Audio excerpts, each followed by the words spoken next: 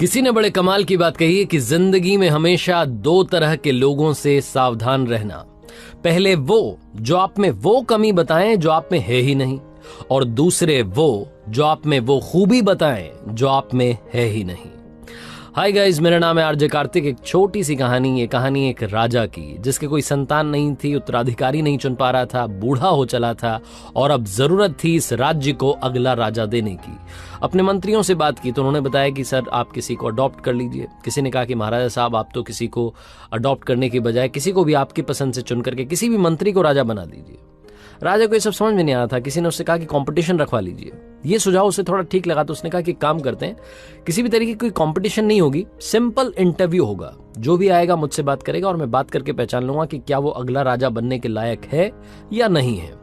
फिर किसी ने कहा कि काम करते हैं, इसमें आप क्राइटेरिया डाल दीजिए कि इस टाइप के लोग ही आ सकते हैं। तो राजा ने कहा नहीं, कोई भी आ सकता है, किसी भी उम्र का व्यक्ति आ सकता है और आकर के अगले राजा के लिए इंटरव्यू दे सकता है। अब ये जो साक्षात्कार वाली बात थी ये फैली पूरे राज्य में, धीरे धीरे लोगों को मालूम चला, गांव में पहुंची, कस्बों में पहुंची, शहरों में पहुंची, तो सब तरह के लोग वहां पहुंचने लगे राजमहल में। एक छोटा सा गांव था, वहां एक लड़का किसानी करता था, खेती करता था। उसे जब ये बात मालूम चली तो उसने अपने फादर को बोला कि मुझे भी जाकर के एक बार इंटरव्यू देना है। तो उसके फादर ने कहा कि देख लो, मुझे नहीं लगता कि कुछ हो पाएगा। तो उस लड़के ने कहा एक बार कोशिश करता हूं। लड़के के घर वालों ने उसको हाँ कह दी। अब वो तैयार था अगले दिन इंटरव्यू पर जाने के लिए, लेकिन सवाल ये था कि उसके पास में ढंग के कपड़े नहीं थे। अब जब ढंग के कपड़े नहीं थे तो उसको अंदर से वो घिन आने लगी कि कैसे मैं इंटरव्यू दूंगा, पता नहीं, मतलब राजा को जब वो पहली बार मुझे देखेंगे उसके बाद ही उनका इंप्रेशन क्या होगा, वो जम नहीं पाएगा मामला। उसने अपने फादर से कहा कि क्या कुछ पैसे मिल पाएंगे, घर में ज्यादा पैसे भी नहीं थे।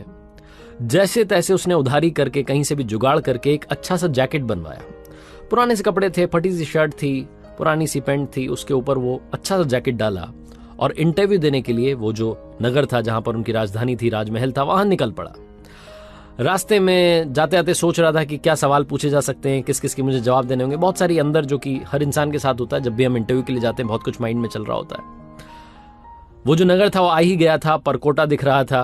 तभी उसे एक भिखारी दिखाई दिया जो कि सड़क के किनारे बैठा हुआ था। सर्दी का मौसम था, ठिठुर रहा था, और उसने इस लड़के से कहा कि बाबूजी क्या मेरी मदद कर दोगे, मुझे कुछ ओढ़ने के लिए दे करके चले जाओ। इस लड़के के पास में कुछ भी नहीं था, ना पैसे थे, थोड़ा बहुत राशन लेकर के आया था खाने पीने के लिए। इसको लगा कि ये तो खाने पीने से तो काम चल नहीं पाएगा, इसको तो कपड़ा ही चाहिए। इसने अपने ऊपर देखा तो एक अच्छी सी जैकेट जो कि बड़ी मेहनत से इस तक पहुंची थी, उधारी के पैसे से पहनी हुई थी, जैसे तैसे जुगाड़ करके पहन के आया था कि चलो इससे इज्जत बच जाएगी, कुछ अच्छा लगेगा, इंप्रेशन चला जाएगा।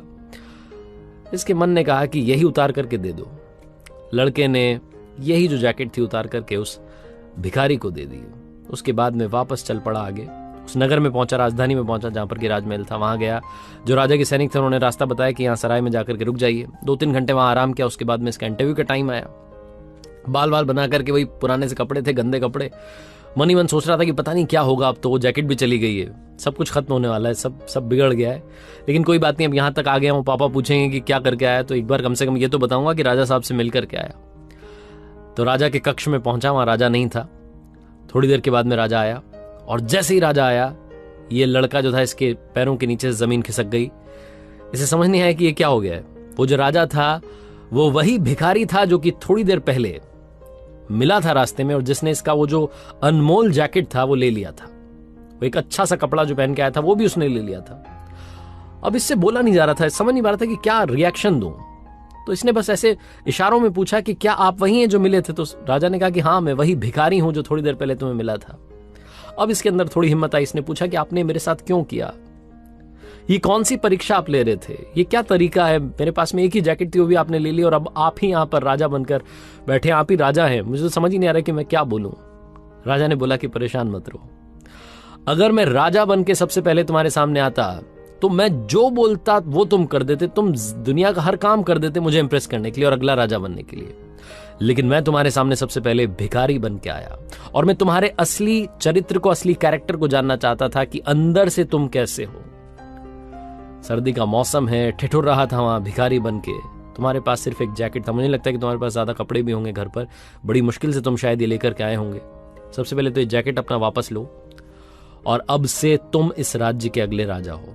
तो उस लड़के ने बोला कि आपने तो मुझसे कुछ पूछा भी नहीं, ये कौन सा तरीका हो अगला राजा अनाउंस करने का। तो राजा ने कहा कि मुझे सब समझ आ गया है। जो इंसान दिल से अच्छा होता है, जो बिना किसी स्वार्थ के दूसरे की मदद कर देता है, रिटर्न में जिसको कुछ नहीं चाहिए, और जो अपने पास नहीं है उसके बाद में भी सामने वाले की मदद करने के लिए तैयार हो जाता है, वही इंसान सबसे अच्छा इंसान होता है। इसीलिए मुझे राज्य के लिए ऐसे राजा की तलाश थी जो सबसे पहले अच्छा इंसान हो। इसीलिए मैंने कोई एज, कोई ग्रुप, कोई भी क्राइटेरिया नहीं लगाया था। छोटी सी कहानी है, बहुत बड़ी बात सिखाती है। जिंदगी में हम सब चाहते हैं कि सब लोग हमसे प्यार करें, सब हमें चाहें, हमारे बारे में काफी लोग जानें, लेकिन सबसे इंपॉर्टेंट चीज है कि क्या आप सबसे प्यार करने के लिए तैयार हैं, क्या आप सबकी मदद करने के लिए तैयार हैं। बहुत ही खूबसूरत सा मैसेज ये कहानी देती है। जिंदगी में सबसे पहले बनना है तो अच्छा इंसान बनो। और मैंने कई बार अपनी कहानियों में कहा है कि पैसे तो हम कमाते रहते हैं, जिस दिन दुआएं कमाने लगेंगे शायद उस दिन चमत्कार होने लगेगा। और वो जो कहते हैं ना कि 1% जो है वो बस 1% से रह गए, वो 1% वाली जो कमी है वो दूर हो जाएगी और शायद आप मंजिल के पास पहुंच करके वहां पहुंच भी जाओगे और झंडा बुलंद कर दोगे। आरजे कार्तिक हमेशा आपसे कहता है, कर दिखाओ कुछ ऐसा कि दुनिया करना चाहे आपके जैसा। याद रखिए, हर सोमवार सुबह 9:30 बजे मेरे YouTube चैनल पर, इंस्टाग्राम हैंडल पर, फेसबुक पेज पर देखिए एक नई कहानी।